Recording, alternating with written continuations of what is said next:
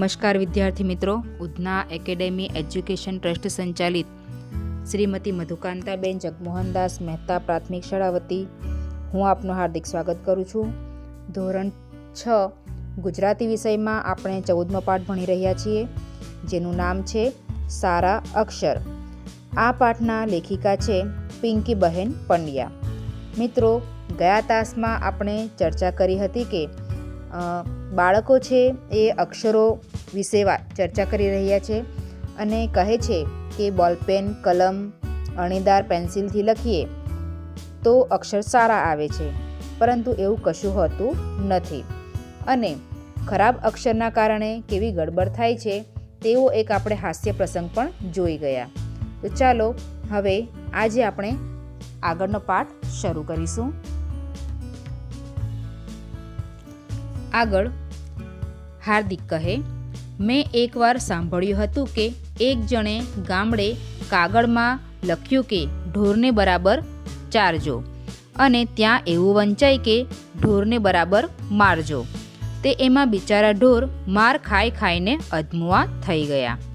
મેહુલ કહે, એટલા માટે તો ગાંધીજીએ કહ્યું છે કે ખરાબ અક્ષરો એ અધૂરી કેળવણીની નિશાની છે. હાર્દિક કહે છે, પણ ગંદા અક્ષર સુધારવા હોય તો શું કરવાનું? સોનલ કહે, મારા દાદી એવું કહેતા કે સવારે વહેલા ઉઠીને ઠંડા પાણીમાં હાથ નાખી દેવાના અને હાથ ઠરી જાય પછી એવા હાથે ધીમે ધીમે સરસ રીતે લખવાનું. મિત્રો, અહીં હાર્દિક એક બીજો પ્રસંગ આપણને કહે છે કે કોઈ એક ગામમાં કોઈએ કાગળ લખ્યો હશે અને તેમાં લખ્યું હતું કે ઢોરને બરાબર ચારજો, પરંતુ ચ બરાબર લખેલો ન હતો. ચમાં જે નીચેથી વળાંક કરીને લખવાનું હોય એના બદલે એમણે કેવું લખ્યું હતું? મ લખ્યો હતો. ચના બદલે એમનાથી મ લખાઈ ગયો, એટલે કે એમના અક્ષર એવા ખરાબ કે ચના બદલે મ વંચાય. એટલે વંચાયું શું કે ઢોરને બરાબર મારજો. તો બિચારા સામેવાળા વ્યક્તિએ શું કર્યું? ઢોરને બહુ માર્યા, એટલે કે ઢોર તો બિચારા માર ખાઈ ખાઈને અધમુઆ થઈ ગયા. અને મેહુલ કહે છે કે તેથી જ તો ગાંધીજીએ કહ્યું છે કે ખરાબ અક્ષરો એ અધૂરી કેળવણીની નિશાની છે. જો તમે પૂરેપૂરું ભણ્યા હોય તો તમારા અક્ષર સારા જ નીકળે, અને જો તમારા અક્ષર સારા ન હોય તો એનો મતલબ એમ કે તમારો હજુ અભ્યાસ કરવાનો બાકી છે. તો તેમાં હાર્દિક કહે છે, તો અક્ષર સુધારવા માટે શું કરવું જોઈએ? ગંદા અક્ષર છે તો શું કરીએ? સોનલ કહે છે કે એના દાદીએ એક ઉપાય બતાવ્યો છે કે રોજ સવારે વહેલા ઉઠી જવાનું અને ઠંડા પાણીમાં હાથ બોળી નાખવાના અને હાથ જ્યારે ઠરી જાય ત્યારે ધીમે ધીમે એ હાથથી લખવાનું, તો અક્ષર સારા નીકળે. આ એક ઉપાય સોનલના દાદીજી જણાવે છે. આગળ જોઈએ. રાધા કહે છે, મારા દાદા એવું કહેતા કે એમના જમાનામાં પાટલી પર ભીની માટી પાથરીને સરસ વળાંકવાળા અક્ષર લખીને માટીને સૂકાવા દેતા અને પછી એ અક્ષરની અંદર લખ્યા કરવાનું. પણ હવે આજના જમાનામાં કોણ આવું બધું કરે? ધવલ કહે, પણ આપણે નાના હતા ને સુલેમાનની નોટમાં લખતા હતા, એવી રીતે તો લખાય ને. અશરફ કહે, મારો ભાઈ નાનો હતો ત્યારે મારા અબ્બુએ બહુ ચિત્રો દોરાવેલા, કદાચ એનાથી અક્ષરના વળાંક સરસ થતા હશે. તું પણ વર્તુળ, અર્ધવર્તુળવાળા, ઊભી, આડી, ત્રાસી, લીટીવાળા ચિત્રો દોરી જોને. રાધા કહે છે કે રાધાના જે દાદા હતા તેમણે એવો ઉપાય બતાવેલો કે જ્યારે એ નાના હતા ત્યારે પાટલી પર રેતી પાથરી દે અને પછી સરસ અક્ષરમાં વળાંક દ્વારા અક્ષર લખી દે અને પછી શું કરે છે? એ માટીને સૂકાવી દે છે. જ્યારે આખું ને આખું સ્ટ્રક્ચર તૈયાર થઈ જાય છે ત્યારે નાના બાળકને કહે છે કે એની અંદર આંગળી ફેરવ્યા કર, જેથી ખબર પડે કે ક આમ લખાય, ખ આમ લખાય, આવી રીતના એનો વળાંક આવે છે. તો એવી રીતના લખવાનું શીખવવામાં આવતું હતું. તો એના દાદા કહે છે કે આજના જમાનામાં આવું તો કોણ કરતું હશે અથવા તો કરાવતું હશે? તો ધવલ કહે છે કે કેમ, આપણે પણ જ્યારે નાના હતા ત્યારે સુલેમાનની જે નાની નોટ આવતી તેમાં આવી રીતના આપણે પણ ઘૂંટીને લખતા હતા. તો અશરફ કહે છે કે જ્યારે એનો નાનો ભાઈ હતો ત્યારે એના પિતાજી ઘણા બધા ચિત્રો એમની પાસે દોરાવતા અને કદાચ એના કારણે પણ અક્ષરોમાં વળાંક આવી ગયા હશે અને એના અક્ષર સારા નીકળતા હશે. અને એ જ ઉપાય આપે છે કે તું પણ એવી જ રીતના વર્તુળ, અર્ધવર્તુળ એટલે કે અડધું વર્તુળ દોરવું, ઊભી, આડી, ત્રાસી લીટી દોરેલા ચિત્રો દોરવા, જેથી તારા પણ અક્ષર સારા નીકળશે. મિત્રો, આ પણ એક ઉપાય સારો છે કે જો આપણું ચિત્ર સારું હોય તો આપણા અક્ષર પણ સારા હોય છે એવું માનવામાં આવે છે. એટલે જો આપણે ચિત્રો સારા દોરતા હોઈએ તો આપણા અક્ષરોમાં પણ વળાંક સારા નીકળે. હાર્દિક કહે છે, અરે હું તો એકડિયા બગડિયાની જેમ અક્ષર ઘૂંટવા પણ તૈયાર છું. કંઈક તો કરવું જ પડશે ને. ગંદા અક્ષરની તો મને બહુ શરમ આવે છે. મેહુલ કહે, ધીરજ રાખીને સતત પ્રયત્ન કરીશ તો ચોક્કસ સફળ થઈશ. સોનલ કહે, હવે વાતોના વડા જ કરવા છે કે રમવાય જવું છે? મેહુલ, હાર્દિક, રાધા, ધવલ, અશરફ, હા ચાલો જલ્દી કરો, પછી અંધારું થઈ જશે. મિત્રો, હાર્દિક કહે છે કે હા, મારા અક્ષર તો ખરાબ છે અને એના કારણે એ સુધારવા માટે હું એકડા બગડા પણ ઘૂંટવા માટે તૈયાર છું. એટલે કે મને જો સિલેટમાં લખવા આપે તો એની પર હું ઘડી વારમાં ઘૂંટવા માટે પણ તૈયાર છું. હવે મારે આ ખરાબ અક્ષરોનું કંઈક ને કંઈક કરવું જ પડશે, કારણ કે જ્યારે બીજા લોકો મારા ખરાબ અક્ષર જોઈ છે ત્યારે મને ખૂબ જ શરમ આવે છે. એટલે મેહુલ એને કહે છે કે જો તું ધીરજ રાખીને દરરોજ આવી રીતના અભ્યાસ કરશે, લખવાનો પ્રયત્ન કરશે તો તને તારા અક્ષરમાં જરૂર ને જરૂર સારા નીકળશે, એમાં તને સફળતા મળશે, એમાં સુધારો થશે. અને આ બધી ચર્ચા થાય છે એટલે સોનલ ફરી બધાને યાદ અપાવે છે કે આપણે તો રમવા માટે ભેગા થવાના હતા અને આ બધી વાતોમાં એ તો ભૂલાઈ જ ગયું. એટલે બધા જ બાળકો શું કહે છે કે હા ચાલો આપણે હવે જલ્દી રમવા જઈએ, કારણ કે પછી અંધારું થઈ જશે અને અંધારામાં પછી રમવા જવાય નહીં. મિત્રો, અહીં આપણો પાઠ પૂરો થાય છે. હવે આપણે આગળ જોઈશું ટિપ્પણી. શબ્દ સમજૂતી, લેસન, ગૃહકાર્ય, ચલને ચાલને, છેકછાક, જ્યાં ત્યાં લીટા, જ્યાં લખાણ બરાબર ન લાગે ત્યાં તેના ઉપર લીટો તાણવો અથવા ચેકો મૂકવો તે. બટકણી એટલે સહેલાઈથી તૂટી જાય તેવી. બ્લેડ એટલે લોખંડની ધારદાર પતરી. ભક્કમદાર એટલે ભક્કાદાર, સારી મજાની. અહીં ધારદાર. તીરછી એટલે ત્રાસી. રિફિલ એટલે બોલપેનમાં મૂકવાની શાહીવાળી પાતળી નળી. દવાત એટલે ખડીયો, શાહી ભરવાનું સાધન. બોલપેન એટલે રિફિલથી ચાલતી લખવા માટેની પેન.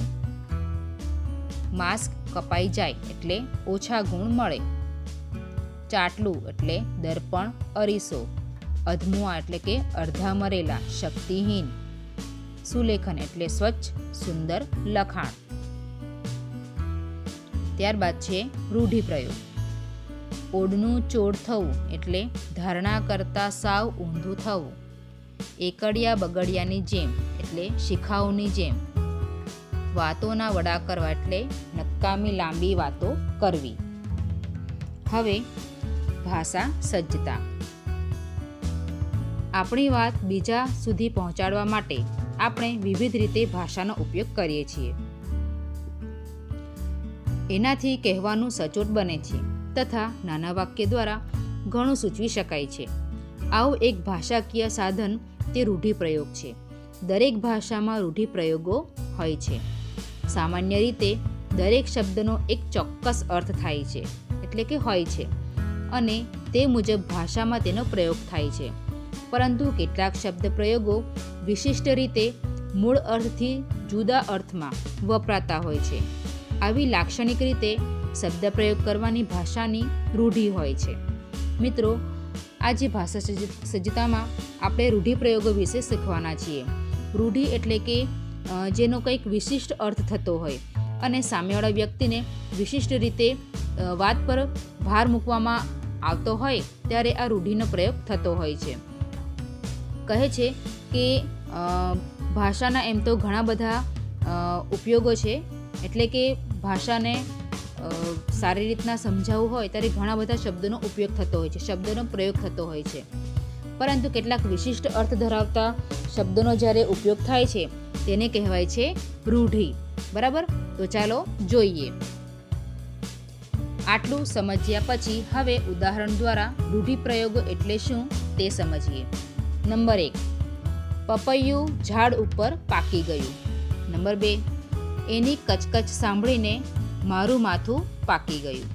મિત્રો, જુઓ તમે અહીં જોઈ શકો છો કે બંને વાક્યમાં 2 શબ્દો કોમન છે. કયું? પાકી ગયું. બરાબર ને, કે ઝાડ ઉપર પપૈયું પાકી ગયું છે. એટલે કે પપૈયાનું જે મૂળ અર્થ છે કે પાકી જવું, ગળ્યું થયું છે, મીઠું બન્યું છે, બરાબર, ખાવા લાયક બની ગયું છે. તો એ જે શબ્દ છે એ પોતાનો મૂળ અર્થ બતાવે જ છે. બરાબર ને, અને આપણે એ અર્થ સમજી ગયા. ત્યારે બીજા વાક્યમાં જોઈએ કે તેની કચકચ સાંભળીને માથું પાકી ગયું. અહીંયા પણ પાકી ગયું શબ્દ લખ્યો છે, પરંતુ તેનો અર્થ બીજા અર્થમાં થાય છે. એનો વિશિષ્ટ અર્થ થાય છે કે સામેવાળો વ્યક્તિ એટલી બધી વાતો કરે છે, નકામી વાતો કરે છે કે અહીં માથું એટલે કે મગજ કંટાળી ગયું, સાંભળવાનું મન થતું નથી. એનો બીજો અર્થ થાય છે. પહેલો અર્થ શું થયો? ગળ્યું થયું, મીઠું થયું, ખાવા લાયક બન્યું. જ્યારે બીજું કેવું છે? નકામું. એનો અર્થ ઊંધો બતાવે છે કે નકામું, કે સાંભળવું ગમતું નથી, કંટાળો આવે છે સાંભળવાનો, તેવો અર્થ થાય છે. તો આ જે અર્થ છે એને રૂઢિ કહેવાશે, રૂઢિપ્રયોગ કહેવાશે. બરાબર ને? ચલો આગળ જોઈએ. આ બંને વાક્યમાં પાકી જવું એવો શબ્દ પ્રયોગ થયો છે, પરંતુ બંને વાક્યમાં તેનો અર્થ તદ્દન જુદો છે. પહેલા વાક્યમાં પપૈયું પાકી ગયુંમાં અર્થ છે ફળ પરિપક્વ થયું છે, ગળ્યું થઈ ગયું છે. અહીં પાકવું ક્રિયાપદ તેના મૂળ અર્થમાં જ વપરાયું છે, પરંતુ બીજા વાક્યમાં પાકી ગયું ક્રિયાપદ ખાસ અર્થમાં વપરાયું છે. તેમાં અર્થ છે અકળાઈ જવું, મગજ થાકી જવું. તેમાં પાકવું ક્રિયાપદ જુદા જ અર્થમાં, લાક્ષણિક અર્થમાં વપરાયું છે. માથું સંજ્ઞા પણ મગજના અર્થમાં વપરાય છે. આ તમને ખ્યાલ આવ્યો હશે. બરાબર, કે એક જ શબ્દ હોય છે, તેનો અલગ અલગ અર્થ થતો હોય છે, તેનો અલગ અલગ ઉપયોગ થતો હોય છે. બરાબર. એના સિવાય આપણે બીજું એક ઉદાહરણ લઈએ કે ઘર આગળ ઉગેલા પીપળાને રાકેશે જળ મૂળથી ઉખેડી નાખ્યો. અને બીજું વાક્ય કે નિલેશ કશી માંગણી કરે એ પહેલાં મનોજે તેની વાતને જળ મૂળથી ઉખેડી નાખી. જુઓ, અહીં 3 શબ્દો છે એ સરખા આવ્યા. કયું? કે જળ મૂળથી ઉખેડી નાખ્યું. અહીંયા પહેલું વાક્ય એ કહે છે કે ઘરની આગળ જે પીપળો ઉગ્યો છે એને રાકેશે શું કર્યું? એના મૂળ સાથે બહાર ખેંચી નાખ્યું. એનો એક પણ અંશ જમીનની અંદર રાખ્યો નહીં. કેમ? કારણ કે પીપળો છે એના મૂળિયા એટલા બધા ફેલાતા હોય છે કે એના મૂળિયા એટલા બધા મજબૂત હોય છે કે ઘરને પણ ફાડીને એ બહાર નીકળી આવે છે. એટલે પીપળાને ક્યારે પણ ઘરની બહાર આંગણામાં રોપવામાં આવતું નથી. અને સાથે ધાર્મિક માન્યતા એ પણ છે કે ભાઈ આપણા જે પૂર્વજો હોય છે એ પીપળામાં વાસ કરતા હોય છે. બરાબર, એટલે એમને એ કારણે પણ પીપળાને આંગણામાં રોપવામાં નથી આવતું. એટલે અહીં શું કર્યું છે કે ઘરની આગળ ઉગેલા પીપળાને રાકેશે જળ મૂળથી ઉખેડી નાખ્યું. જ્યારે બીજા વાક્યમાં શું છે કે નિલેશ કશું બોલે, કશું માંગે એની પહેલાં જ મનોજે શું કર્યું? વાતને જળમૂળથી ઉખેડી નાખી. એટલે કે કંઈક બોલે, કંઈક જવાબ આપે એની પહેલાં જ કયા કારણ માટે એ માંગણી ન કરી શકે તેનો અર્થ ત્યાં બતાવી દે છે. એટલે કે વાત જ ત્યાંથી બદલી નાખે છે. બરાબર, આ બંનેનો અર્થ અલગ છે, પરંતુ એને કહેવામાં તો એક જ શબ્દનો ઉપયોગ થયો છે.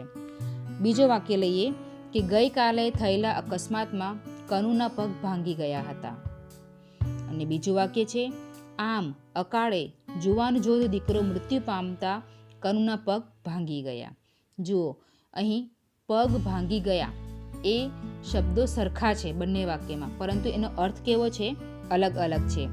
કે એકનું અકસ્માત થયું એટલે અકસ્માતમાં એણે પોતાના પગ ગુમાવી દીધા, એના પગ કાપી નાખવા પડ્યા કનુના, અને એટલે જ કહ્યું છે કે કનુના પગ ભાંગી ગયા, એના તૂટી ગયા મતલબ. જ્યારે બીજા વાક્યમાં અકાળે મૃત્યુ થયો દીકરાનું. બરાબર, કે દીકરાનું જુવાનીમાં જ મૃત્યુ પામ્યું, અને આ જોઈને શોક લાગે છે, એને એકદમ સ્તબ્ધ થઈ જાય છે અને એના કારણે એ શું કહે છે, મનમાં કેવું થાય છે ને કે હવે તો બસ એનો સહારો જતો રહ્યો, એના પગ ભાંગી ગયા, એનો સહારો જતો રહ્યો, હિંમત હારી ગયો, એવું કહેવામાં આવે છે. તો આવા શબ્દો જ્યારે વિશિષ્ટ રીતે એનો ઉપયોગ થતો હોય છે તેને શું કહેવાય છે, રૂઢિ. ને એને જ્યારે વાક્યમાં પ્રયોગ કરવામાં આવે છે ત્યારે રૂઢિ પ્રયોગ બને છે. ભાષા સજ્જતામાં બીજો એક ટોપિક આપણને આપ્યો છે વિશેષણ. નીચેના શબ્દો જુઓ: ઠીંગણું બાળક, અનાથવાળા, કાટવાળો સિક્કો, કાળી ગાય, 5 કબૂતર, ગરમ દૂધ, મોટી પેન્સિલ, ફાટેલું પહેરણું. ઉપરના શબ્દોમાં વ્યક્તિ, પ્રાણી, પક્ષી કે પદાર્થને સૂચવે છે કે તે શબ્દ નામ છે.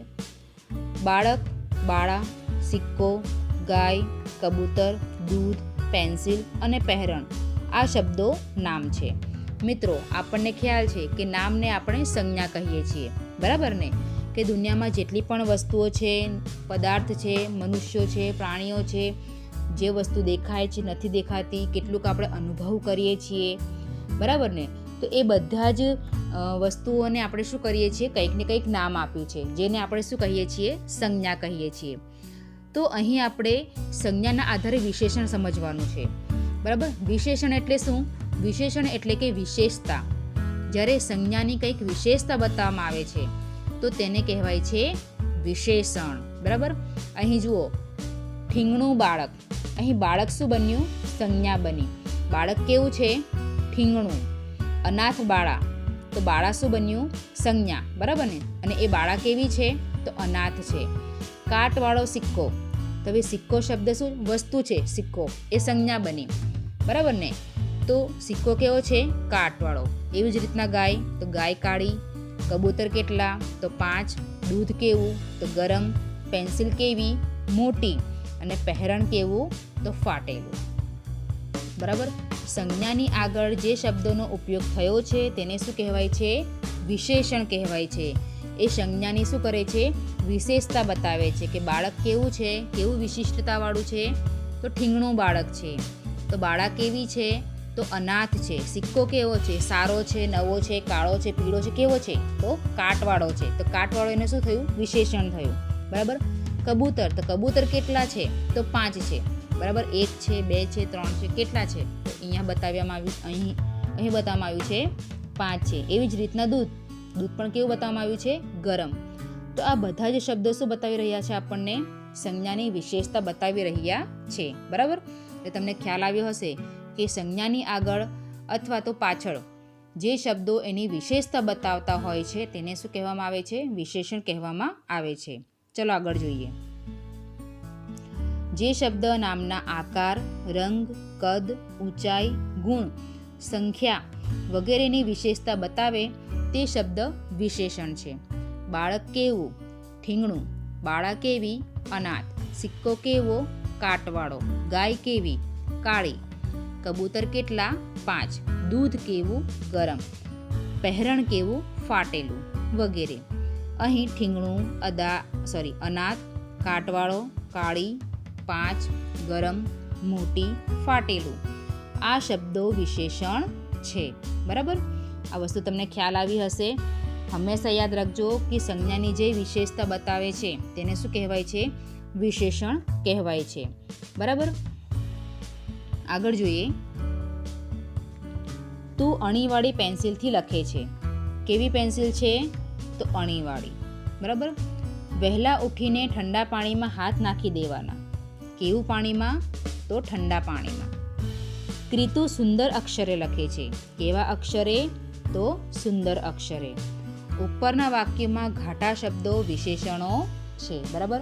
હંમેશા યાદ રાખજો કે જો આપણને વાક્યમાંથી વિશેષણ કયું છે એ ખ્યાલ ન આવે તો આપણે એક પ્રશ્ન પૂછવાનો કે જે પદાર્થ હોય છે, બરાબર, તે કેવું છે, કેવો છે, કેવી છે, એ પ્રશ્ન પૂછવાનો અને એમાં જે જવાબ મળે છે એ શું થશે?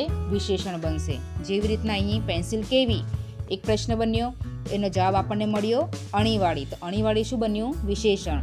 એવી જ રીતના પાણી કેવું? તો ઠંડુ, બરાબર? તો અહીં એ પ્રશ્નનો જવાબ આપણને મળ્યો ઠંડો, તો એ શું બનશે? વિશેષણ બનશે, બરાબર ને? અને અક્ષરો કેવા? સુંદર, તો એ પણ એક પ્રશ્ન બન્યો અને એનો જવાબ મળ્યો આપણને સુંદર. આ એનું શું થયું? વિશેષણ. આગળ જોઈએ વિશેષણ અને વિશેષ્ય.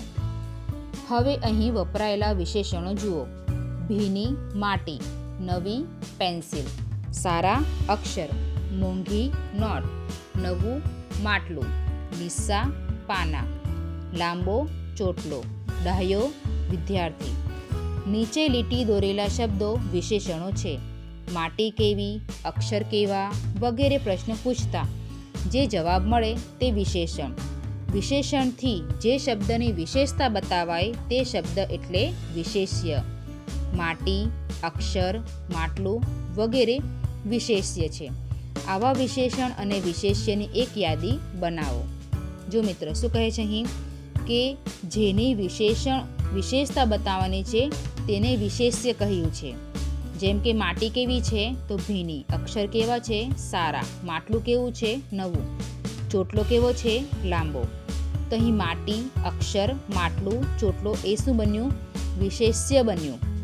અને જેની વિશેષતા બતાવી છે એ વિશેષણ. બરાબર, માટી શબ્દ શું બનશે? વિશેષ્ય.